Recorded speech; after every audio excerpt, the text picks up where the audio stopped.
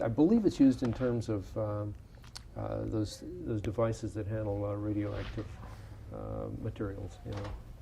Those hands that work and all that stuff. So anyhow, I think we may have had a film of Waldo's, but I can't say that for sure yet. Until I find somebody that knows what that word means. Another one between Puppets and Waldo's. A Walpet. Walpet? A Walpet. I like a cute little fuzzy creature. We are Rome. As a filmmaker, you used video technology quite extensively on all your films. Where do you see video going into as a filmmaker? Well, I think the high-resolution video is almost upon us, and I think that we really expected it by this time. And so I certainly think that within a year or two, we're going to start making features in terms of high-resolution video, and then that will bring to mind all of the video kind of opticals. I'd love to have done the ending of Dark Crystal on video, because we could have done some marvelous effects with some of the computer imagery and that sort of thing, which wasn't really available to us because we didn't feel we could get a high enough resolution to those effects for this film. But I think all of that's right around the corner. And I think, video effects are much farther advanced than film effects, and they're much easier in many ways. And so as soon as we have that whole library of tools at our disposal, I think it's going to open up a lot of doors. And then where would cable television come in, do you think? Well, hopefully. I dearly hope somebody in a cable system is going to put high resolution on a cable shortly. As soon as they do that and they get high resolution players out there, then we're going to have some widescreen images at home that are going to be wonderful. And when we do that, then I'm going to release Dark Crystal to television. Do you see yourself making feature cable movies? I would think so. I certainly think when the cable is hooked up to enough places, then we will be able to make films just for the video and the cable market. Certainly that will come. To me, as a filmmaker, it's not interesting until we get better quality. The idea of making a film right now for that small tube is not terribly interesting. You can do films for that, but I find myself it's so much more interesting to work for that larger picture. It's so much more. I love designing things, designing shots, and working for that whole feeling that you get with a feature film. It seems on the television that you really the personalities have to be stronger, or not necessarily stronger, but have to kind of carry the thing as opposed to the film. Yeah, it's just two different things. I've worked in television most of my life, and I love working in television, and that's really fun. But it is a different kind of thing, and what you do for television, what you do for the small screen, is something entirely different than what you do when you're sitting in a room and looking at a big screen. They're equally valid, and in many ways I like them the same. But what I'd hate to see is I'd hate to see us lose the big screen. I'd hate to ever see that go. On Dark Crystal, you modified a Steadicam, I understand? We used some of the techniques from Steadicam's harness because what they had, the first time I tried a Steadicam, I was just delighted with the way it transfers all of the weight of a camera. I don't know whether people know what Steadicam is, but it's that camera system that the cameraman walks around, and the camera floats here in front of his face, and all of the weight is transferred down to the hips. And you find you can handle a lot of weight if you can transfer it to the hips. And so it was that concept more than anything that we did with all of our big creatures in Dark Crystal.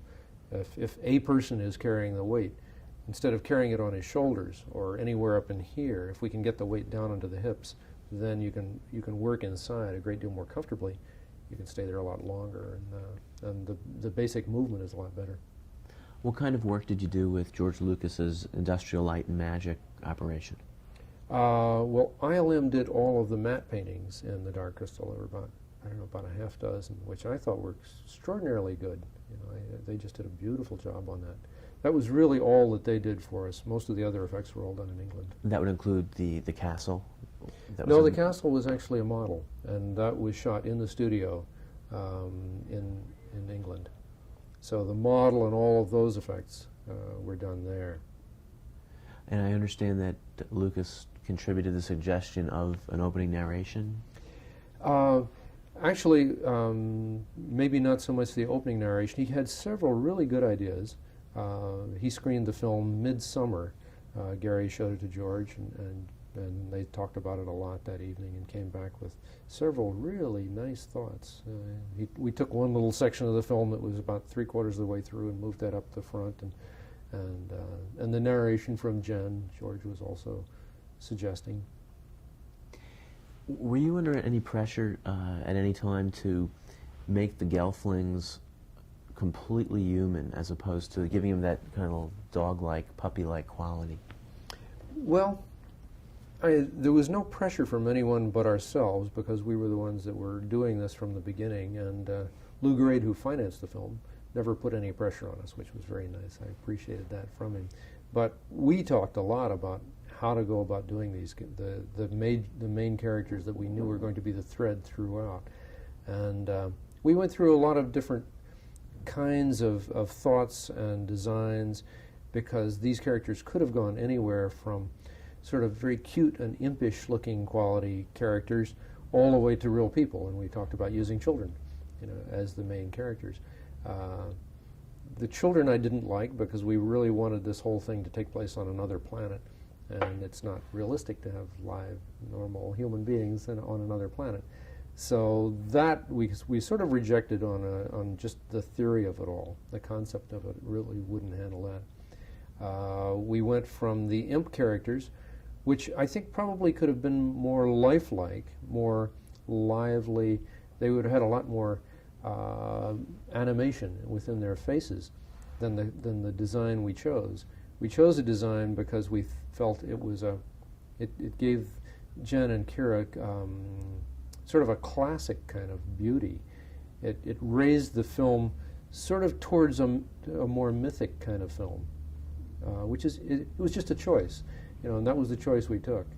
I don't guarantee it was the right choice. It would have been a different film had we gone, with a different style of character. Jim, when you were growing up, were you influenced at all by some of the animation, the Disney stuff, or was there another style of cinema that appealed to you? Well, let's see. I was always an artist as I was growing up. I always did designs and cartooning and all of that sort of thing. I love Disney stuff. All of his early animation stuff in particular, I always enjoyed very much. I don't think there's any main influences on me. In art, perhaps? I liked all of those things that one ordinarily likes as an art student. I can't think of anything that comes to mind that would be meaningful here. When you were shooting Dark Crystal, were there ever times when, because of the great complications of shooting, that there would be tension on the set that would then be alleviated by a flash of humor? Is there any instance you could relate like that? Oh, I think that happened. That tended to happen throughout. We had, because of the fact that we had people like Dave Goelz, who was one of our Muppet Show performers. Dave was doing some characters. Frank was doing a couple of characters. So every now and then you'd finish a very serious moment, and then one of the Skeksis would turn around and with a very Muppet Show type of comment about everything. John, just two more questions. Okay. Jim, what are you currently working on? Well, we're working on a new television series for home box office that we call Fraggle Rock. And so this is a half-hour show that we're doing that will begin in January. And so that's something that's very exciting to us because for that show we also created a whole different world of Muppets. This is a Muppet show, but it's all new characters. So that's very exciting. We're talking about doing another Muppet movie, which we might shoot this coming summer. Like that. How do you manage to juggle the Muppets and your feature filmmaking career? Well, I've always operated doing a few things at the same time. And I guess probably most people in this business do.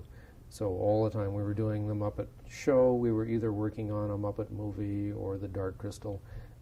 We've always done that kind of thing. And I find it very exciting for myself because I don't get tired of what I do.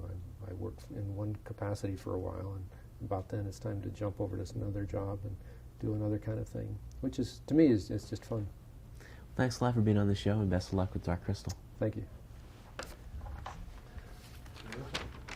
Okay. Okay. Thanks a lot. Good. I enjoy talking about Dark Crystal. So It's easy to talk about it.